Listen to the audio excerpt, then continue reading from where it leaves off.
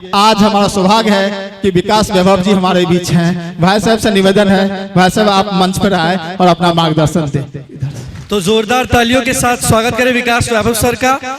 उनके साथ नीतीश चंद्रा सर भी हैं, पर्सनालिटी कोच और मोटिवेशनल स्पीकर।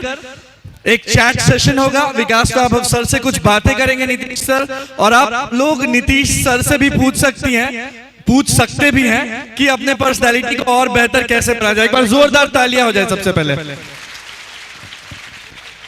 तो लेट्स इंस्पायर बिहार के माध्यम से विकास सर एक तरफ जहां पूरे बिहार को, युवाओं को इंस्पायर कर रहे हैं, तो नीतीश चंद्रा सर बिहार के यूथ को एक बेटर पर्सनालिटी बनाने के लिए एक पर्सनालिटी कोच का काम कर रहे हैं, मोटिवेट कर रहे हैं। आगे इस चैट सेशन को आगे बढ़ाएंगे नीतीश सर। तो ओवर टू यू सर। सबसे पहले आप सभी को नमस्कार। और मैं भूल गया था मंच पे, यहीं से मैं आप सभी जितने मुझसे बड़े हैं और जितने मुझसे छोटे हैं उनको प्यार, जितने मुझसे बड़े हैं उनको यहां से प्रणाम। और ज्यादा समय नहीं लेते हुए कुछ बातें हैं जो मैं विकास सर के बारे में बताना चाहता हूं और फिर हम लोग चैट सेशन शुरू करेंगे।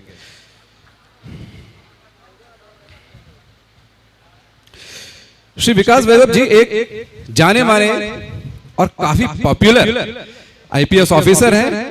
बिहार में नहीं पूरे भारत में पॉपुलर हैं। इनका डंका बजता है, इनके नाम से लोग जोश में आ जाते हैं, क्योंकि लेट्स इंस्पायर बिहार के जनक हमारे विकास वैभव जी हैं। इनके लिए जोरदार तालियां होनी चाहिए सबसे पहले। श्री विकास वैभव जी 2003 के पास आउट हैं। आईआईटी कानपुर से इन्होंने ग्रेजुएशन किया है।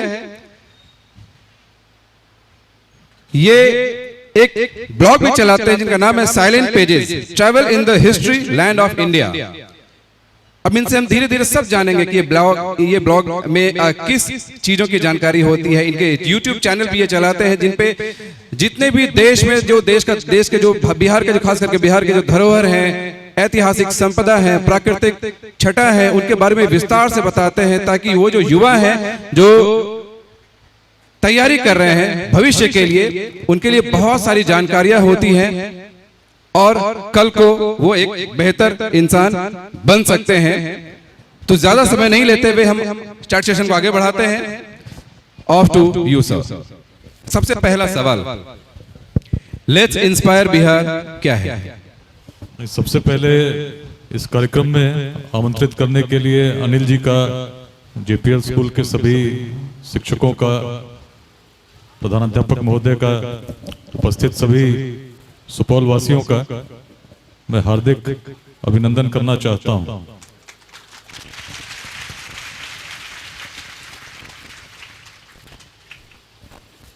इस विद्यालय की कहानी हम लोग देख रहे थे, अपने आप में बहुत ही प्रेरणा दे रही थी कि कैसे एक सुदूर क्षेत्र में जिस विद्यालय की स्थापना हुई, तो स्थापना होने के बाद उस विद्यालय से निकलकर अलग अलग क्षेत्रों में लोग उस शिक्षा की ज्योति को प्रसारित कर रहे हैं। शुरुआत जब हुई थी, किसी ने सोचा नहीं होगा कि विश्व के अलग अलग क्षेत्रों में, इस सुदूर क्षेत्र से भी लोग जाएंगे, लेकिन यही ज्ञान का प्रभाव है, शिक्षा का प्रभाव है, जिसने मुझे भी दिल्ली में हम लोग मिले थे, जैसा अभी बता रहे थे, वहीं बात हुई थी। 25 दिसंबर को हम लोगों ने एक कार्यक्रम दिल्ली में किया था, बिहार उद्यमिता सम्मेलन। तो लेट्स इंस्पायर बिहार क्या है वो तो उस पर आएंगे, लेकिन उसी दिन मुझे आमंत्रण मिला था और तभी हम लोगों ने तिथि लगभग तय कर दी थी कि 16 अप्रैल को सुपौल में कार्यक्रम शनिवार को होगा। कल जब पटना से चलकर आ रहा था तो बहुत आसान नहीं था, उससे पहले दिल्ली में था, सुबह चला, लेकिन जब चल रहे थे, उत्तर की ओर चल रहे थे पटना से, तो मन में कल्पना थी कि क्या मुझे खींच के ले जा रही है। और उस समय का स्मरण मन में अपने आप आ रहा था जब इसी क्षेत्र में कभी पूरे भारत भर से विद्वान चल के आते थे, अलग अलग ऐसे रास्तों से जिस पर चलना उस समय आसान नहीं था। कल तो पटना से आने में केवल 4 घंटे लगे, लेकिन मिथिला के उस केंद्र में जहां पूरे भारत भर से विद्वान आते थे, उस प्राचीन काल में जब मार्ग नहीं थे, तो कल्पना हो सकती है ज्ञान का प्रभाव कैसा रहा होगा। उसी ज्ञान का प्रभाव आज हम लोग इस विद्यालय में भी उसी की प्रेरणा को बढ़ते देख रहे हैं। कैसे आगे बढ़ाया जाए, उसके लिए ही इस कॉन्क्लेव में सम्मिलित हुए हैं। और जितने भी बच्चे बैठे हैं, विद्यार्थी बैठे हैं, बच्चियां बैठी हैं, सबके अंदर अगर उस प्रकाश को हम लोग जागृत कर सके जिसमें क्षमता वो थी जो पूरे भारत से लोग चल के आते थे, तो लेट्स इंस्पायर बिहार अभियान अगर मुझसे पूछा गया क्या है, तो केवल यही, हर व्यक्ति को जागृत कर देना उसकी अपनी क्षमता के बारे में, किसी अन्य व्यक्ति की क्षमता नहीं। आपके अंदर जो क्षमता समाहित है उसको यदि जान गए तो क्षमता तो ऐसे गुण दिखा चुकी है। जब मार्ग नहीं थे, प्रौद्योगिकी नहीं थी, संचार के इस प्रकार के माध्यम नहीं थे, अभी तो थोड़ी सी दिक्कत आई तकनीकी, बड़ा समझाना पड़ा कि अच्छे इवेंट ऑर्गेनाइजर थे, लेकिन फिर भी दिक्कत आ गई। लेकिन क्या समय रहा होगा जब इस संपूर्ण मिथिला क्षेत्र में जब वज्जी महाजनपद स्थापित थी, तो 7,707 गणराजा चुने जाते थे। यहाँ से भी चुने जाते थे, चंपारण क्षेत्र से भी चुने जाते थे, बेगूसराय से भी चुने जाते थे। मिलकर जब मिलते थे तो वैशाली के एक संथागार में 7,707 व्यक्ति बैठते थे, और बिना किसी माइक के, बिना किसी टेक्नोलॉजी के, सोचिए कैसे आपस में मिलकर बात करते होंगे और चयन करते होंगे प्रति वर्ष अपने गणाधिपति का। तो बिहार की क्षमता तो असीम रही है, प्राचीन काल से रही है, जब मार्ग नहीं थे, टेक्नोलॉजी नहीं थी, सूचना के माध्यम नहीं थे। लेकिन आजकल जब हम लोग सोचते हैं कि हम लोग पिछड़ गए हैं, बहुत सारी समस्याओं पर चिंतित हो जाते हैं, और चिंता निश्चित होती है जब देखते हैं कि जिस क्षेत्र में पूरे विश्व भर से लोग पढ़ने के लिए कभी आते थे, जिस मिथिला में कभी पूरे भारत से विद्वान एकत्रित हुआ करते थे, इसलिए हुआ करते थे क्योंकि विद्या का ऐसा सम्मान था कि हर व्यक्ति सबसे उस समय के ज्ञानवान व्यक्तित्व को भी चुनौती दे सकता था। उस परंपरा को हम कहाँ भूलते जा रहे हैं। जिस दिन उसको आत्मसात करके हम आगे नहीं बढ़ेंगे, छोटे छोटे वादों में बढ़ते जाएंगे, दृष्टि छोटी होती जाएगी, तो निश्चित से समस्याएं और विकराल रूप लेंगी। जैसे विद्यालय का जो सफर था, जो यात्रा थी, हम लोगों ने देखा कैसे जब शुरू हुआ मार्ग भी नहीं थे, लेकिन आज ऐसे मार्ग हैं, ऐसी प्रेरणा स्थापित हो गई कि अलग अलग क्षेत्रों से अब देख रहे हैं कितने स्पीकर्स जो अपने अपने क्षेत्र में अग्रणी भूमिका निभा रहे हैं, चाहे राजनीतिक क्षेत्र के हों, चाहे प्रशासनिक क्षेत्र के हों। नीतीश चंद्र जी बैठे हैं, अलग अलग जगहों से आ रहे हैं। तो लेट्स इंस्पायर बिहार अभियान में अलग अलग युवा शक्ति को जगाने का प्रयास इसलिए कर रहा हूं क्योंकि क्षमता वही है, पूर्वज वही थे जो ऐसा तब कर सकते थे। आज भी यदि चिंतित न होकर हम चिंतन करें कि हम क्या कर सकते हैं, छोटा छोटा योगदान शिक्षा के क्षेत्र में, समतामूलक समाज के निर्माण के क्षेत्र में, उद्यमिता कैसे विकसित हो जिससे हम लोग नए उद्यम स्थापित कर सकें, रोजगार स्थापित कर सकें, इसका जब प्रयास करेंगे तो निश्चित ही चीजें जितनी निराशावादी दिखती हैं नहीं दिखेंगी। यदि आपस में संघर्ष करना छोड़कर जाति के नाम पर, छोटे छोटे वादों के नाम पर, संप्रदाय के नाम पर हमने अपनी ऊर्जा केंद्रित कर दी बिहार के विकास में, और इसके लिए जिस दिन बिहार का युवा जाग गया, स्वयं को जान गया, तो किसी ऐसे व्यक्ति की आवश्यकता नहीं उसको मार्गदर्शन दे। मार्गदर्शन प्रदत्त करने की क्षमता हम स्वयं रखते हैं, यही इस अभियान का मूल उद्देश्य है। और क्षमता हर बिहारवासी में उस रूप में स्थापित है। जैसे 2-3 उदाहरण अक्सर जब मैं मिथिला की बात करता हूं तो एक बड़ा अच्छा उदाहरण एक व्यक्ति की जिद क्या हो सकती है, क्या कर सकती है। हम लोग स्मरण करते हैं महर्षि अष्टावक्र का। तो अष्टावक्र नाम से ही आप देखते होंगे किसी ऐसे बालक में जिसके शरीर में 8 वक्र हो, 8 स्थानों पर कुछ न कुछ विकृति हो, ऐसे बालक का नाम रखा गया अष्टावक्र। अष्टावक्र जी के पिताजी थे ऋषि कहोड़। तो ऋषि कहोड़ बड़े विद्वान थे लेकिन बड़े निर्धन थे। उस समय मिथिला में परंपरा थी जो सबसे श्रेष्ठ विद्वान होंगे उनका बड़ा सम्मान किया जाता था। तो ऋषि कहोड़ के मन में भी इच्छा हुई कि क्यों न मिथिला के दरबार राजा जनक के यहाँ चला जाए और जाकर उस समय के सबसे जो बड़े विद्वान थे उनको चुनौती दी जाए। परंपरा उस समय स्थापित थी कि सबसे बड़े विद्वान को भी कोई व्यक्ति शास्त्रार्थ के लिए चुनौती दे सकता था। तो ऋषि कहोड़ अपने आश्रम से चले और चलते चलते मिथिला राजा जनक के दरबार जब पहुंचे उस समय सबसे बड़े विद्वान थे आचार्य बंदी। और कहानी आचार्य बंदी के अहंकार की ऐसी थी कि उनका मानना था कि विश्व में उनसे बड़ा विद्वान कोई है ही नहीं। इसीलिए जब सभी विद्वानों को लगभग वो पराजित कर चुके थे तब उन्होंने शर्त रखी कि यदि कोई व्यक्ति अब मुझसे शास्त्रार्थ करेगा और मुझे पराजित नहीं कर सकेगा तो उसे जल समाधि लेनी पड़ेगी, मतलब पानी के अंदर जाना पड़ेगा यदि मुझसे जीत नहीं सके। तो बड़ी कठिन चुनौती थी कि यदि आचार्य बंदी को आप पराजित नहीं कर पाए तो जल समाधि लेनी पड़ेगी। अब जल समाधि जो भी लेगा निश्चित है जीवन तो नहीं रहेगा, आदमी को मृत्यु निश्चित होनी है जब जल के अंदर चले जाएंगे। इस प्रकार की चुनौती को देखकर भी निर्धनता के कारण आचार्य कहोड़ ने चुनौती दी। कई दिनों तक शास्त्रार्थ चला लेकिन परिणाम उनके पक्ष में नहीं रहा। परिणाम यह रहा पराजित हुए और जल समाधि लेनी पड़ी। उस समय अष्टावक्र की अवस्था बहुत बाल्यकाल की थी, छोटे थे। उन्हें पता चला कि पिताजी का निधन हो गया है, बड़े विचलित हुए और जब जाने कि किसी एक विद्वान के अहंकार के कारण ऐसा हुआ है तो मन में उन्होंने संकल्प लिया कि इस आचार्य बंदी को मैं अवश्य पराजित करूंगा। और तब शिक्षा, पिताजी तो थे नहीं, स्वयं स्वाध्याय से उन्होंने शिक्षा ग्रहण करना प्रारंभ किया और बाल्यावस्था में ही, बचपन की अवस्था में ही ऐसी विद्या उन्होंने अर्जित कर ली कि उन्हें उनके मन में यह विश्वास निश्चित हो गया कि मैं आचार्य बंदी को पराजित कर सकता हूं।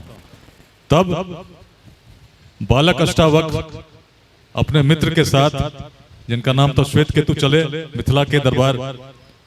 और जब पहुंचे राजा जनक की सभा में तो एक तो दिखने में ही ऐसे थे, शरीर में 8 विकार थे, देखते हैं कोई उनको हंस देता। और जब दरबार में कोई बालक इस प्रकार का पहुंचा हो जो दिखने में टेढ़ा हो, अजीब सा हो, तो जितने भी सैनिक थे वो भी उपहास बनाने लगे। लेकिन बालक अडिग कि मैं तो अवश्य शास्त्रार्थ करूंगा, आचार्य बंदी से करूंगा। बंदी ने भी जब सुना तो उसे बड़ी हंसी आई। कोई कौन बालक है जो विश्व के सबसे बड़े विद्वान को कहता है कि मैं शास्त्रार्थ में पराजित करूंगा। राजा जनक भी सुन रहे थे।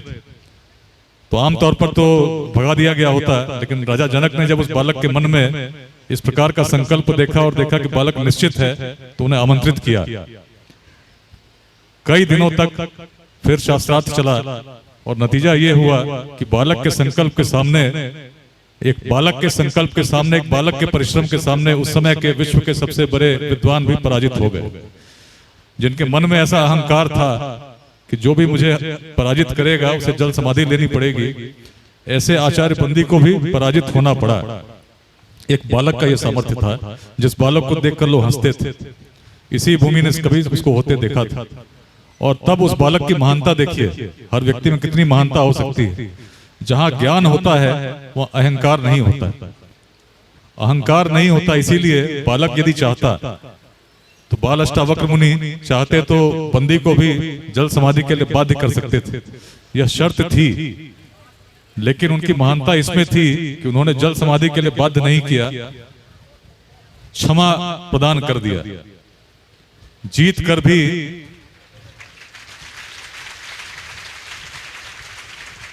उनके मन में अहंकार नहीं आया। महर्षि अष्टावक्र उस बालावस्था में भी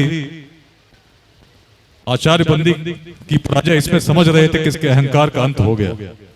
कहानी आती है उस समय कैसे इससे प्रसन्न होकर उनके पिताजी भी बाद में जीवित हो गए जब लौट रहे थे। लेकिन कहानी जो मैं कहना चाह रहा हूं, किसी सुदूर क्षेत्र में भी किसी बालक के मन में यदि संकल्प जागता है तो इतनी क्षमता रखता है कि विश्व के सबसे बड़े विद्वान को भी पराजित कर दे। बिल्कुल बिल्कुल। सबसे प्राचीन उदाहरण तो अष्टावक्र मुनि का दिए हम लोग। उसी प्रकार याज्ञवल्क्य की जब कल्पना करते हैं तो इसी मिथिला के दरबार में युवावस्था में उस समय भी भारत के सब विद्वानों की सभा लगी थी और निर्णय होना था कि सबसे बड़े ऐसे कौन हैं जो ब्रह्म को जानते हो। सभा चली, अनेक दिनों तक चलती रही और जब पूछा गया कि ऐसे कौन व्यक्ति हैं जो अपने आप को सबसे बड़ा विद्वान समझते हैं, उनके लिए 1,000 गायें थीं जिसके गायों पर सिंह पर स्वर्ण मढ़ा था और जो विजित होता उसको ये उपहार स्वरूप मिलना था। तो पूरे सभा में सन्नाटा छा गया क्योंकि इतने बड़े मिथिला के दरबार में जहां पूरे भारत से लोग आए हो तो कैसे संभव हो सकता है कोई व्यक्ति कह दे कि मैं सबसे बड़ा विद्वान हूं। पूर्व में ऐसे भी हश्र हुए थे कि जो सबसे बड़े विद्वान हुए उन्हें जल समाधि लेनी पड़ गई थी। तो जब ऐसा सन्नाटा छाया तो एक युवा याज्ञवल्क्य खड़े हुए और उन्होंने कहा अपने शिष्य से, सौम्य श्रवा गाय हाँक ले चलो। अब गाय हाँक ले चलो मतलब कि सब जो उपहार मिलना था उस व्यक्ति को जो सबसे बड़ा विद्वान है उसको ले जाने के लिए उन्होंने आदेश दे दिया। तो सभी विद्वानों ने आपत्ति कर दी, भाई कैसे आप, जब तक आप जीते नहीं कैसे कर सकते हैं। लंबी कहानी है। अष्टावक्र के बाद हम देखते हैं याज्ञवल्क्य जी के मन में भी कोई अहंकार नहीं था। उन्होंने कहा मैं नहीं कहता मैं सबसे बड़ा विद्वान हूं, मुझे तो केवल इन गायों की आवश्यकता थी, इसीलिए मैंने अपने शिष्य से कहा कि इनको ले चलो। यदि किसी को आपत्ति है तो शास्त्रार्थ कर सकते हैं, विवाद कर सकते हैं। कई दिनों तक विवाद चला। बृहदारण्यक उपनिषद में हम लोग पढ़ते हैं और विवाद के अंत में जब लगा कि अब याज्ञवल्क्य को कोई पराजित नहीं कर सकते हैं तो उस समय उस प्राचीन मिथिला में, प्राचीन भारत में एक नारी में क्या शक्ति हो सकती है, एक महिला में क्या शक्ति हो सकती है, क्या विद्वता हो सकती है, उसका प्रमाण हमें मिलता है। उस प्राचीन काल में जब पूरे विश्व में महिलाएं अलग अवस्था में थीं, उनका सभा में जाना भी निषिद्ध था, इसी मिथिला में कभी विदुषी गार्गी वाचक नवी में वो क्षमता थी कि गार्गी खड़ी हुई और इससे पहले कि याज्ञवल्क्य को कहा जाता सबसे बड़े विद्वान आप हैं, उन्होंने चुनौती दी कि जब तक मेरे प्रश्नों का उत्तर नहीं देते तब तक मैं नहीं मान सकती कि आप भारत के सबसे बड़े विद्वान हैं। उत्तर की श्रृंखला चली और अंत में गार्गी को भी मानना पड़ा कि याज्ञवल्क्य से बड़े विद्वान कोई नहीं है। लेकिन ये परंपरा उस बौद्धिक परंपरा की बात हो रही है जो आज उन्हीं पूर्वजों के हम वंशज हैं। चिंतित जब होते हैं कि हम सुदूर क्षेत्र में हैं, मार्ग नहीं थे, जब मार्ग नहीं थे तो हाल में हमने देखा किस प्रकार इतना अच्छा विद्यालय स्थापित हुआ जिससे अनिल जी सभी लोग निकल कर अलग क्षेत्रों में IAS भी बने, IPS भी बने, ज्ञान के प्रकाश को प्रसारित कर रहे हैं, सेवा समर्पित कर रहे हैं। एक छोटे से क्षेत्र में क्या शक्ति हो सकती है। उपनिषदों की बात तो हम लोगों ने की, इतिहास में हम देखते हैं किस प्रकार एक केरल में एक छोटा सा गांव है कालडी। कालडी आज भी सुदूर गांव है, आसानी से आप जाएंगे नहीं, लेकिन उस गांव में जब एक बालक के मन में संकल्प जागृत हुआ तो उसने एक ऐसा रूप धारण किया जिसके प्रमाण आज पूरे भारत में मिलते हैं। उस बालक की उम्र थी केवल 8 वर्ष, 8 साल के थे जब उन्होंने संन्यास लिया। आदि शंकराचार्य की कहानी अपने आप में ऐसी प्रेरित करती है। 8 वर्ष की उम्र में संन्यास लिए, 16 वर्ष तक अध्ययन करते रहे और जब 16 वर्ष के हुए तो निकल पड़े पूरे भारत की दिग्विजय यात्रा पर। 3 बार पूरे भारत की उन्होंने परिक्रमा की और जितने भी मत थे, जितने भी मतांतर थे, सबसे विवाद करते हुए स्थापित किया कि वेदांत का दर्शन से बड़ा कोई दर्शन नहीं है। धर्म की व्यवस्था को बनाने के लिए चारों कोनों में भारत के मठों की स्थापना हुई। ये तब सभी संभव हो सका जब एक बालक ने बाल्यकाल में निर्णय लिया था कि मैं अपने जीवन में कुछ करना चाहता हूं। अक्सर जब बच्चों से बात होती है, युवाओं से बात होती है, तो मैं कहता हूं जीवन के लक्ष्य यदि आपने बाल्यकाल में तय कर लिए, युवावस्था में तय कर लिया और स्पष्टता के साथ तय कर लिए, तो निश्चित है कि आप उस लक्ष्य को अवश्य प्राप्त करोगे।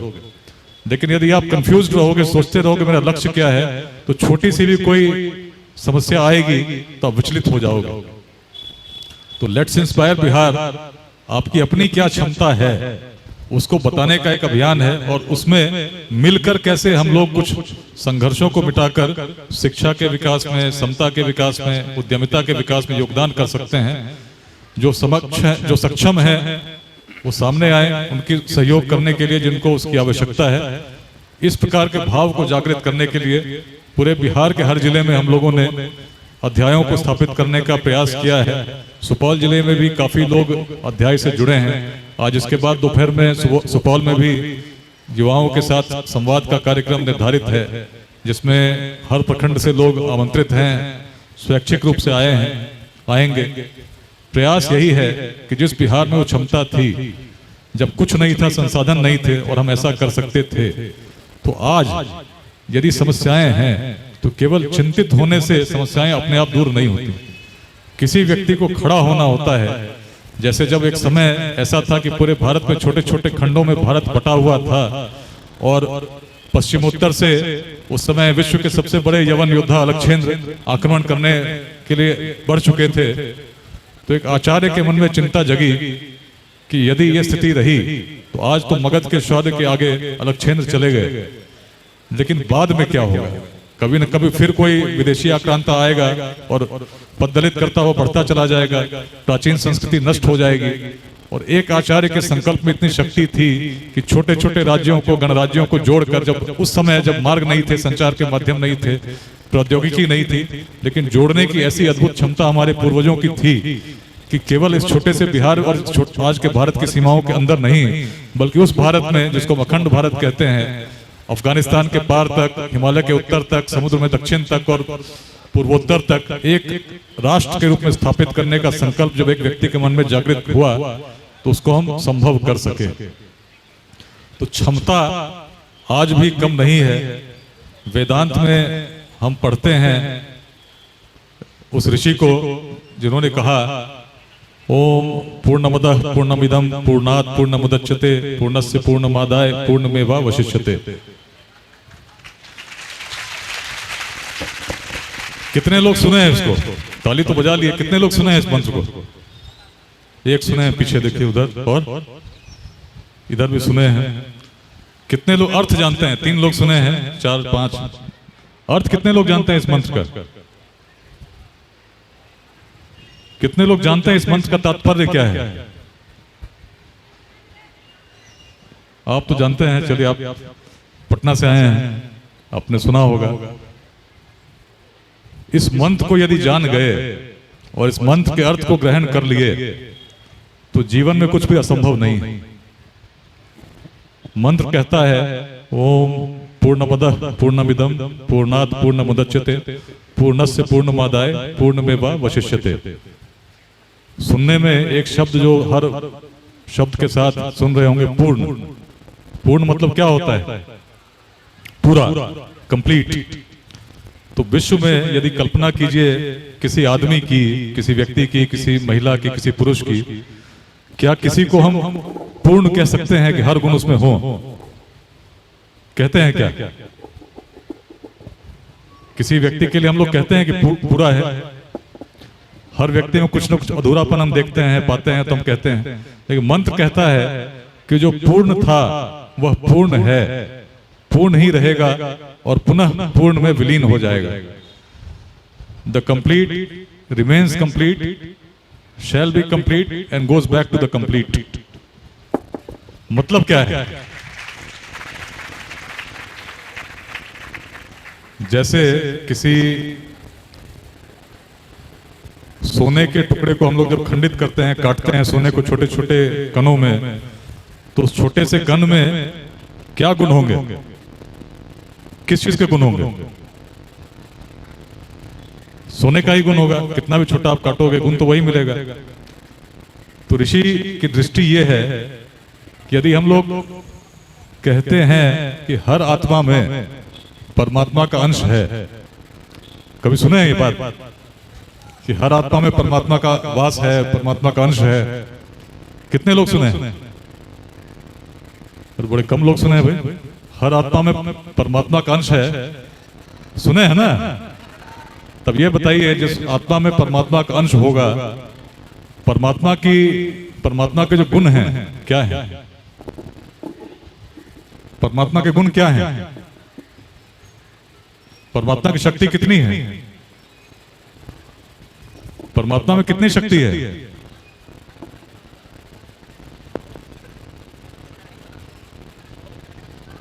बहुत है, कितनी बहुत है? हाँ? अनंत है, असीम है ना? इनफाइनाइट जिसको हम लोग कहते हैं। अब असीम को यदि कितना भी आप खंडित करोगे, काटोगे, तो छोटे से छोटा कण क्या होगा? मैथमेटिक्स में पढ़ते हैं ना, इन्फिनिटी। इन्फिनिटी को डिवाइड करेंगे तो छोटा भी कण कितना होगा? इनफाइनाइट होगा। जो असीम को कितना भी आप खंडित करेंगे, उसमें गुण क्या होंगे? असीम होंगे। हर बैठे व्यक्ति में, हर बैठी पुरुष में, हर बैठी महिला में, हर बालक, हर बालिका में असीम गुण है, असीम क्षमता है वह करने की जो उसके मन में, अंतर्मन में स्थापित हो, चाहता हो। यही लेट्स इंस्पायर बिहार का मूल संदेश है, जो इसी वेदांत की दृष्टि ऐसी भूमि ने दी। उस परमात्मा की शक्ति को जब हम जान गए तो हम पाएंगे वो सारी शक्ति हमारे अंदर है। इसीलिए स्वामी विवेकानंद ने कहा कि यदि अपने आप को कमजोर समझते हो, दुर्बल समझते हो, तो सबसे बड़ा महापाप है। सबसे बड़ा पाप।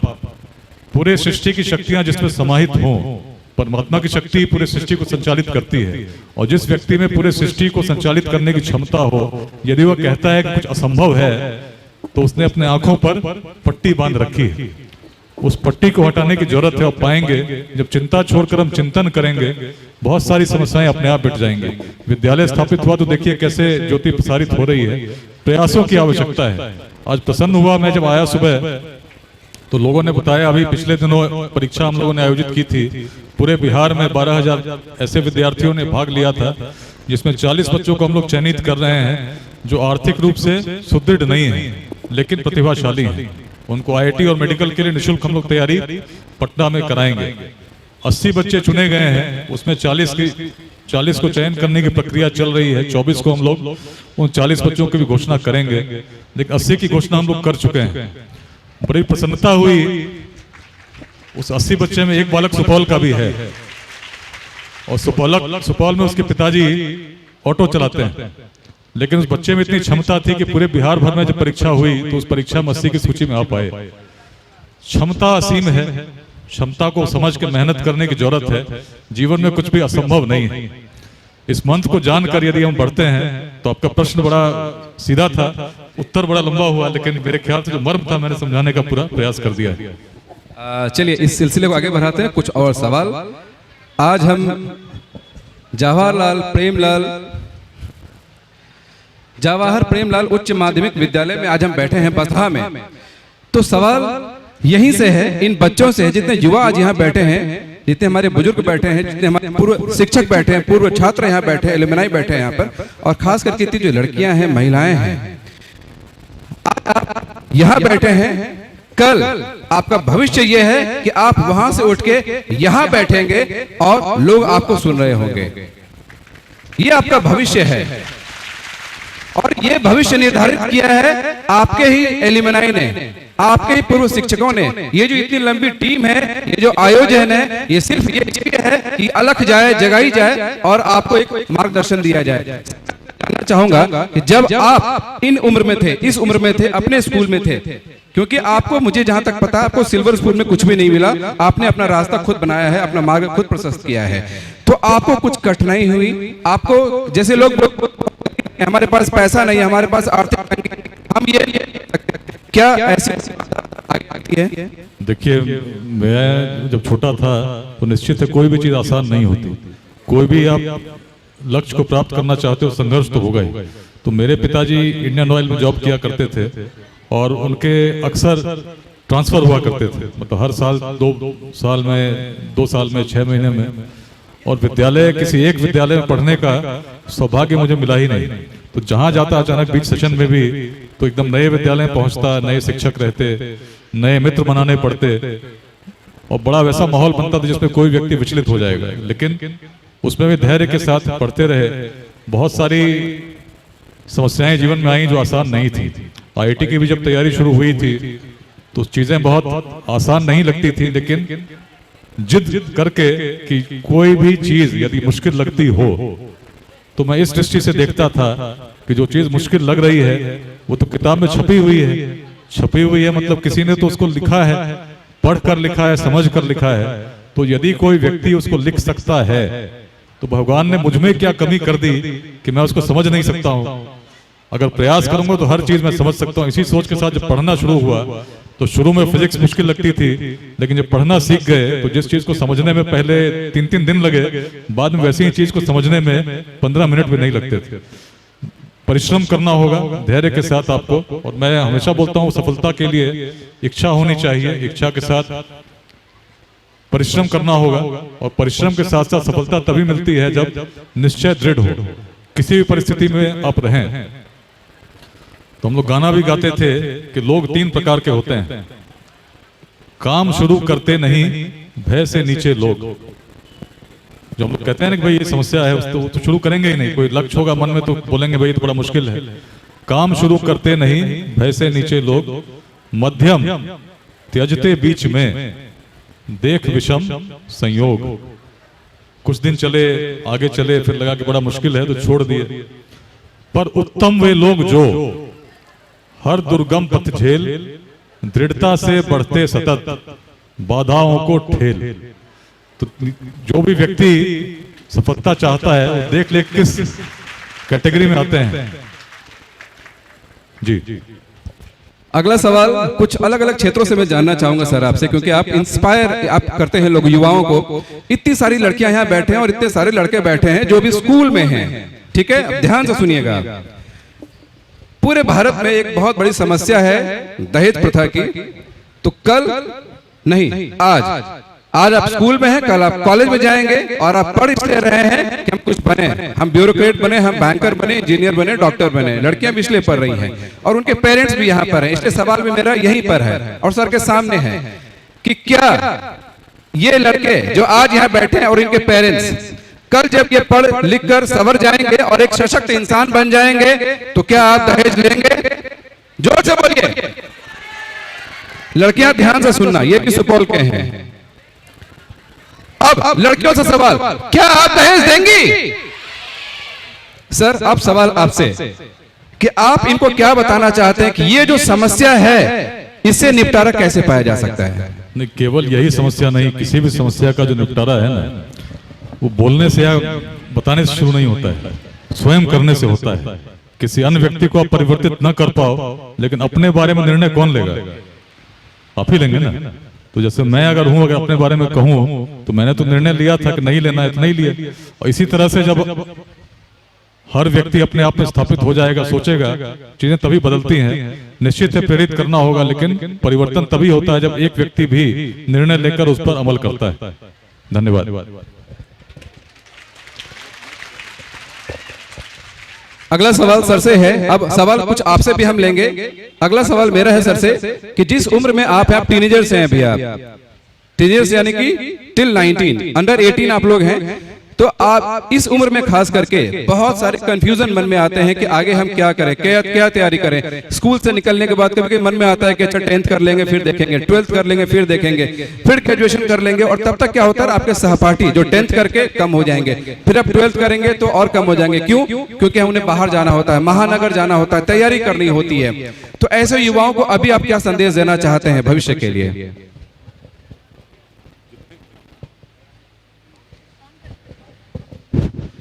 देखिए, निर्णय आपको बहुत जल्दी ले लेना चाहिए कि आपको करना क्या है। जो मैंने उदाहरण दी, पुराने उदाहरण दी आदि शंकराचार्य की, 8 साल के थे। छत्रपति शिवाजी केवल 16 साल के थे जब पहले दुर्ग पर उन्होंने विजय प्राप्त की थी। बाल्यकाल में जिसके मन में स्पष्टता आ जाए क्या करना है, उस लक्ष्य को लेकर चलते रहे, निश्चित सफलता मिलेगी। तो बहुत कम उम्र में ही प्रयास कीजिए कि मन में वो स्पष्टता आ जाए कि करना क्या चाहते हैं।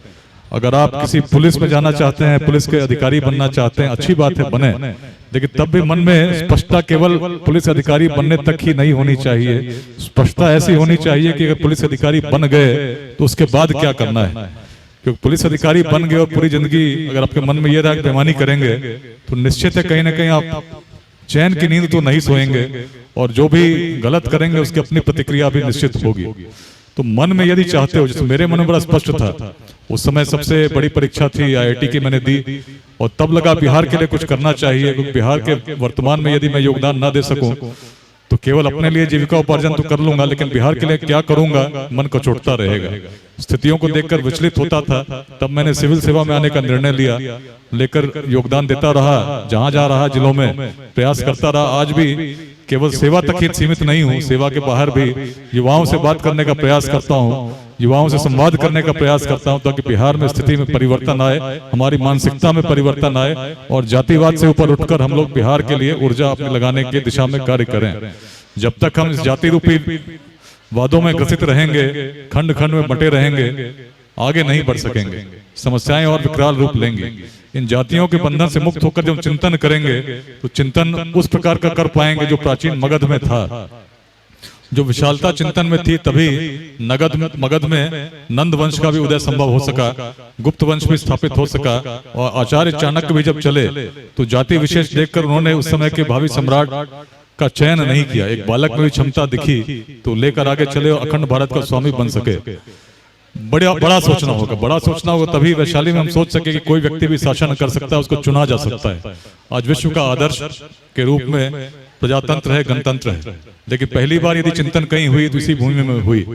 तो इस प्रकार के चिंतन को लेकर जब हम चलेंगे और बहुत बचपन में जब निर्णय ले लेंगे कि हमको क्या करना है, निश्चित हम अवश्य ही सफल होंगे। और मैंने लगभग, यदि मुझसे पूछें तो 7वीं कक्षा में था जब मैंने IIT जाने का निर्णय लिया था, और लगभग वही समय था जब सिविल सेवा के बारे में भी सोचना मैंने प्रारंभ कर दिया था। लेकिन IIT पहुंचने के बाद जब और चीजों को मैंने देखा, विदेशों में भी नौकरी लगी, तब लगा कि निर्णय जो मैंने लिया था उस निर्णय को लेने का अब समय आ गया है, और तब मैंने सिविल सेवा में आने का निर्णय लिया। और बचपन से एक प्रकार की जब मन में बात थी तो समय नहीं लगा। 23 साल के थे उस समय जब IPS में चयन हो गया था, और 23 साल की उम्र से IPS में आए और योगदान देना जब प्रारंभ किया, लंबी सेवा तब से देता रहा हूं। धन्यवाद।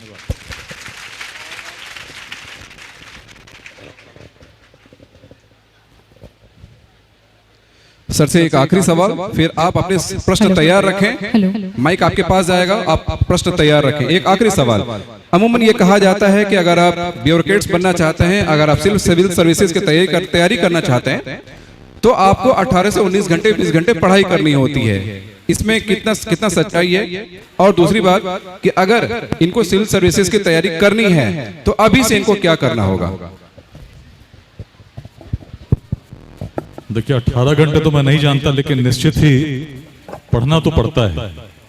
बिना परिश्रम के कुछ भी संभव नहीं है, और एकाग्रता भी चाहिए। निश्चित है, मुझे भी जब पढ़ता था तो कई बार 15-16 घंटे भी पढ़ा होऊंगा किसी दिन में, और देखता था कहीं भी समय व्यर्थ नहीं हो।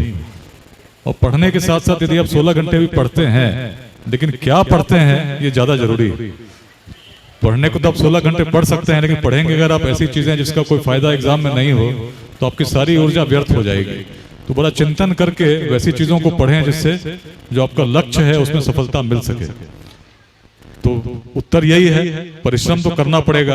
और हो सकता है शुरू में जो मैंने बात कही, किसी चीज में 16 घंटे लग सकते हैं, 2 दिन लग सकते हैं समझने में, लेकिन एक बार पढ़ने का आप तरीका सीख जाएंगे जिद के साथ, तो आगे किसी के मार्गदर्शन की आपको आवश्यकता नहीं होगी। आप स्वयं ही तय कर सकते हैं कि आपको कितने पढ़ने की आवश्यकता है। धन्यवाद।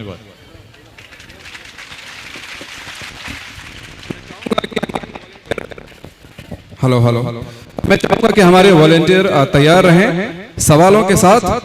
बिल्कुल उन तक माइक पहुंचाई जाए और एक एक करके सवाल लिया जाए। आप तैयार हैं?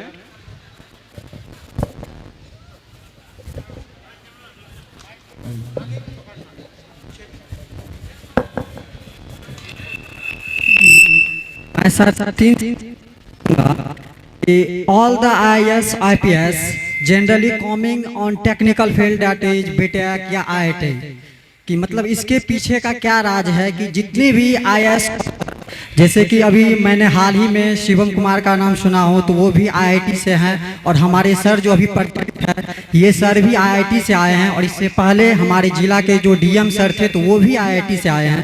क्योंकि मैं भी अभी मैकेनिकल ब्रांच से BTech, मुझे ये चीज जानने की बहुत इंटरेस्टेड है। और दूसरा क्वेश्चन है से कि अभी सर ने जो बताया दहेज प्रथा के लिए, तो हमारी सोसाइटी के लिए। चलिए, आपका जो प्रश्न है बड़ा स्वाभाविक प्रश्न है, इतने लोग क्यों आते हैं, उत्तर भी बड़ा स्वाभाविक है। सिविल सेवा परीक्षा में ऐसी कोई बाध्यता नहीं है, ऐसा कोई निर्णय नहीं है कि किसी एक फील्ड से ही लोग आए, सभी फील्ड से चुनकर लोग आते हैं। लेकिन जो सबसे अधिक प्रतिभाशाली होंगे, निश्चित है जब परीक्षा होगी तो उनका चयन होगा ही। और सच्चाई है कि जो लोग आईआईटी जैसी परीक्षा निकाल कर गए होंगे आईआईटी पढ़ने, तो उसमें कुछ ना कुछ प्रतिभा तो होगी ही। उसी प्रकार जो टेक्निकल फील्ड वाले अगर अधिक प्रतिभाशाली हुए तो ऐसे लोग की संख्या चयन होने में जो अधिक प्रतिभाशाली होंगे स्वाभाविक है। लेकिन इसमें यदि कोई व्यक्ति सोचे कि मैं प्रतिभाशाली हूं और आर्ट्स लूंगा तो मेरा चयन नहीं होगा, तो ये भ्रम है। किसी भी विषय में आप अच्छा करते हैं, हिंदी में भी, संस्कृत में, उर्दू में, सभी विषयों से लोग चुनकर आते हैं। यूपीएससी टॉप तक किए हैं। बिहार के जो मुख्य सचिव हैं उन्होंने तो कोई टेक्निकल एजुकेशन नहीं लिया था, उर्दू से ही पढ़े थे, फारसी पढ़े थे और पढ़कर आज मुख्य सचिव हैं। तो हर तरह के लोग हैं इसमें। तो ये चिंता अगर आप सोचते हैं कि भाई किसी भी विषय से सफलता संभव नहीं है, फिर वही मैंने कहा, मन के आगे का आपका एक सीमा है जिसको आपको लांघना है। क्षमता असीम है, किसी विषय से भी आप कर सकते हैं। टेक्निकल सब्जेक्ट से इसलिए लोग ज्यादा आते हैं कि अक्सर जो 12th के बाद बहुत प्रतिभाशाली लोग हैं टेक्निकल विषयों का चयन करते हैं। धन्यवाद। मैं चाहूंगा अगला सवाल इस क्षेत्र से आए। हमारी महिलाएं, लड़कियां, स्टूडेंट्स, आप कुछ पूछना चाहेंगे? सर, मेरा नाम प्राची कुमारी, मैं कक्षा 10वीं की छात्रा हूँ। मेरा क्वेश्चन यह है कि माइंड को कैसे शांत रखें? ये सबसे बैठिए, ये सबसे इस प्रश्न का उत्तर आसान भी है और कठिन भी, क्योंकि माइंड को शांत रखना आसान नहीं है। मन तो विचलित होता है, हमेशा भ्रमण करता है, लेकिन जिस व्यक्ति में वो क्षमता आ गई कि मन को शांत रख सके वही सफल होता है। और परीक्षा में भी, तैयारी में भी अब ये कैसे करना है इसका उत्तर आसान नहीं, इसको आपको स्वयं तय करना होगा। स्वयं देखना हो मेरा मन विचलित क्यों हो रहा है, और विचलित जहां हो रहा है उसका समाधान खोजना, वो विचलित नहीं हो। जैसे हम भी जब पढ़ते थे तो बहुत बार मन करता था कि भाई इसमें बाकी बच्चे खेल रहे हैं, बाकी कुछ और सिनेमा देखने जा रहे हैं, लेकिन तब याद करते थे कि मेरा लक्ष्य क्या है। जो अभी अगर 3 घंटे बर्बाद इसमें करेंगे तो क्या वो मेरे लक्ष्य को पाने में सार्थक होगा। और जब लगता कि नहीं, अगर 3 घंटे 4 घंटे क्रिकेट देखते हैं तो क्रिकेट खिलाड़ी तो खेल रहे हैं, वो तो अपना खेलेंगे, उनको इनाम भी मिलेगा, मुझे क्या मिलेगा। इस सोच के साथ जब सोचना शुरू किए तो जो चीजें विचलित करती थी अपने आप विचलित नहीं करने लगे। लक्ष्य दिखने लगा, मेरा लक्ष्य क्या है। लक्ष्य जब स्पष्ट दिखता है तो जो भी चीजें आपके विचलित करने वाले होंगी, लक्ष्य इतना मजबूत हो, स्पष्ट हो, तो अपने आप समाप्त होती चली जाती हैं। धन्यवाद। अगला सवाल, थोड़ा पीछे जाएं आप ताकि पीछे के छात्र भी पूछ पाएं। आप हाथ उठाएं, सिर्फ आप हाथ उठाएं जिनको सवाल करना है। सर, मेरा प्रश्न ये है कि मैं नाम है अनु कुमारी। मेरा प्रश्न ये है कि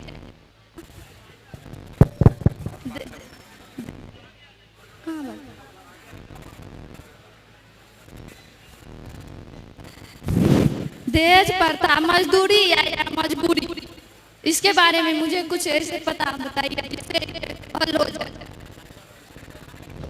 नहीं समझ पाए क्या? दहेज प्रथा मजदूरी है या मजबूरी, इसके बारे में कुछ। दहेज प्रथा तो अभी बात हुई कि सबसे खराब प्रथा है जिसको नहीं होना चाहिए, और उसका सरकार भी उसके लिए कर रही है कदम। लेकिन संभव तभी है जब हम लोग निर्णय लें कि इसको समाप्त करना है। हर व्यक्ति निर्णय ले, हर माता पिता निर्णय ले, तभी संभव है। और वही मैंने कहा कि कोई परिवर्तन तभी संभव है जब व्यक्ति स्वयं के लिए निर्णय लेकर उसे सिद्ध करता है। मैंने अपने लिए निर्णय लिया तो आप पता कर सकते हैं कि मैंने क्या किया था। उसी प्रकार से हर व्यक्ति यदि निर्णय लेकर चलने लगे, उदाहरण प्रस्तुत करे, किसने रोका है? उदाहरण बने, उदाहरण प्रस्तुत करे। कोई भी प्रथा यदि उसमें कुरीति है उसका अंत होना चाहिए, और दहेज प्रथा का निश्चित होना चाहिए। धन्यवाद। मेरा नाम सत्यम कुमार है।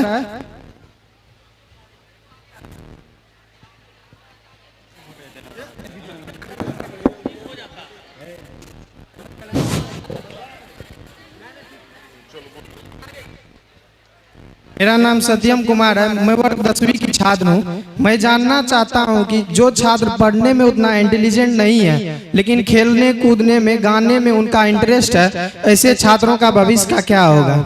देखिए, जिस क्षेत्र में ईश्वर ने हर व्यक्ति को अलग बनाया है, हर व्यक्ति का डीएनए भी अलग है, हो सकता है कि जिस काम के लिए ईश्वर ने आपको बनाया हो उसमें यदि आप आगे बढ़ेंगे तो पूरे विश्व को आप प्रेरित कर देंगे, उसमें सबसे अग्रणी स्थान को प्राप्त करेंगे।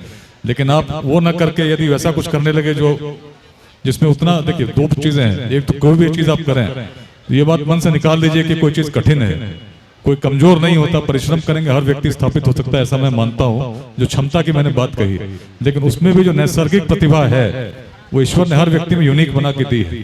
तो यदि किसी व्यक्ति का गायन में, संगीत में, खेल कूद में वैसी प्रतिभा हो, उसको अगर वो जानते हैं, पहचानते हैं, तो उस पर भी मेहनत करेंगे, निश्चित आगे बढ़ेंगे।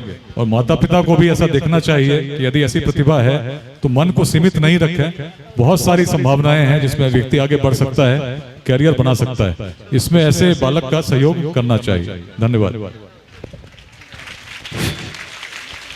अब समय की कमी है तो मैं चाहूंगा एक आखिरी सवाल, समय की कमी है इस साइड से, अब एक सवाल इस साइड से, आखिरी सवाल आप पूछना चाहते हैं, ये आखिरी सवाल है ये जी। सर, नई शिक्षा पद्धति को ध्यान में रखते हुए विद्यार्थियों को कुछ संदेश दिया जाए कि नई शिक्षा पद्धति जो आई है इसके अनुसार वह पढ़ाई कैसे करें। स्किल डेवलपमेंट को ज्यादा ध्यान में रखा गया है, इसके बारे में थोड़ा सा बताएं। बिल्कुल, जैसे हम लोग लेट्स इंस्पायर बिहार की बात की थी, शिक्षा, समता, उद्यमिता।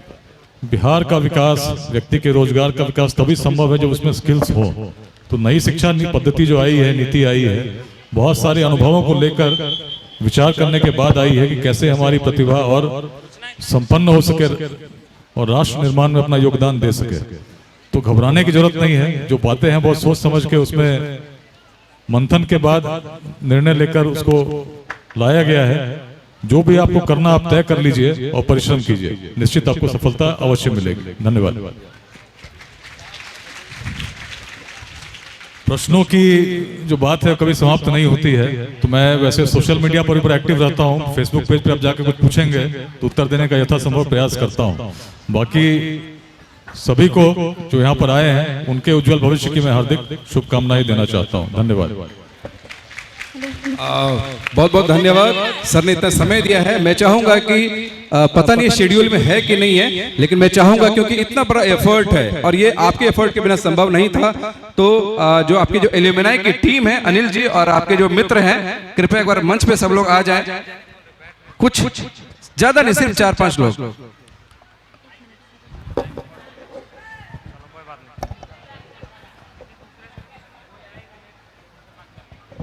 ठीक है, कुछ समय लेकर करेंगे हम।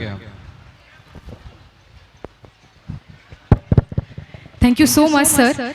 तो अभी आप सब ने सर के माध्यम से बहुत सारी बातें सुनी। सर ने बिहार के इतिहास, मिथिला के इतिहास के माध्यम से सभी छात्रों को बहुत ही इम्पोर्टेंट टॉपिक्स, बहुत ही इम्पोर्टेंट बातों को समझाने की कोशिश की कि कैसे हम एकाग्रता, चिंतन, मनोबल, आत्मविश्वास और परिश्रम के साथ अपने लक्ष्यों को पा सकते हैं, लक्ष्यों की प्राप्ति कर सकते हैं। इन सारी बातों को सर ने बहुत ही धैर्यपूर्वक सबको समझाया है और सबके सवालों का जवाब भी दिया है। इसके लिए बहुत बहुत धन्यवाद सर। जैसा कि सर ने बोला कि सर सोशल मीडिया पे भी बहुत एक्टिव रहते हैं और सोशल मीडिया के थ्रू भी बिहार के यूथ को हमेशा इंस्पायर करने की कोशिश करते हैं, मोटिवेट करने की कोशिश करते हैं। इसीलिए इनका एक बहुत फेमस कैंपेन है जिसके बारे में आप सब जानते होंगे, जिनके बारे में सर ने भी बात की, let's inspire Bihar.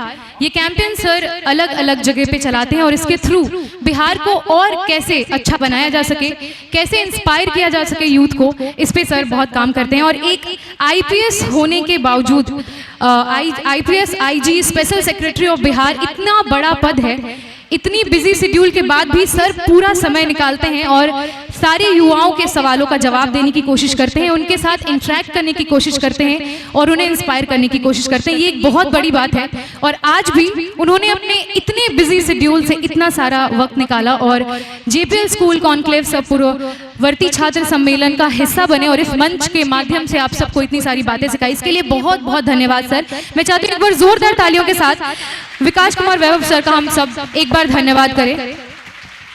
Thank you so much sir. अब मैं चाहती हूँ कि सर को हमारे कुछ गणमान्य व्यक्तियों के द्वारा सम्मानित किया जाए, तो मैं स्टेज पे बुलाना चाहूंगी सबसे पहले मैं चाहूंगी एक बार जोरदार तालियों के साथ आप सारे हमारे ऑनरेबल गेस्ट का स्वागत करें। कृष्णा देव मंडल जी संस्थापक परिवार के सदस्य और श्री गणेशी प्रसाद शाह जी जो कि काफी लंबे समय से यहाँ पे हैं और संस्थापक प्रधानाध्यापक हैं, उन दोनों को मैं स्टेज पे बुलाना चाहती हूँ for token of applaud. Sir को सम्मानित करने के लिए मैं चाहती हूँ कि कृष्णा देव मंडल जी और श्री गणेशी प्रसाद शाह जी मंच पे आए और एक बार सर को सम्मानित करें।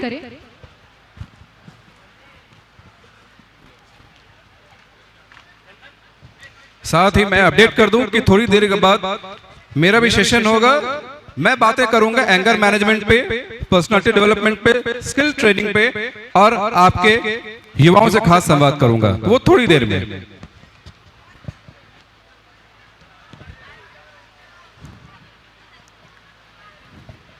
जी हमारे सदस्य स्टेज पे आ रहे हैं। मैं चाहती हूँ आप सब जोरदार तालियों के साथ खड़े होके स्वागत करें और साथ में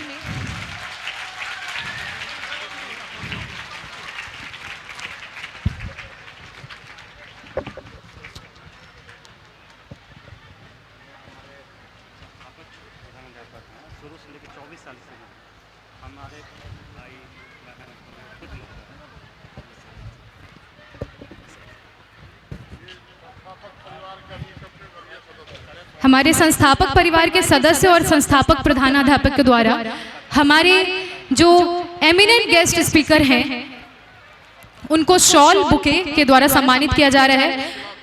रिस्पेक्टेड विकास वैभव जी, उनको हमारे कृष्णा देव मंडल जी और श्री गणेशी प्रसाद शाह जी के द्वारा बुके शॉल के साथ सम्मानित किया जा रहा है। It's a token of applause. So मैं चाहती हूँ एक बार जोरदार तालियों के साथ please can we have a big round of applause.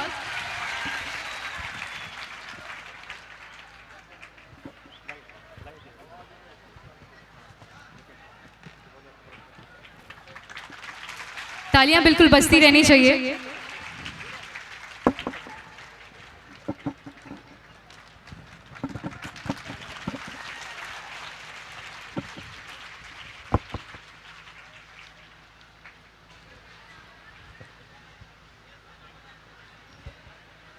Thank you so much.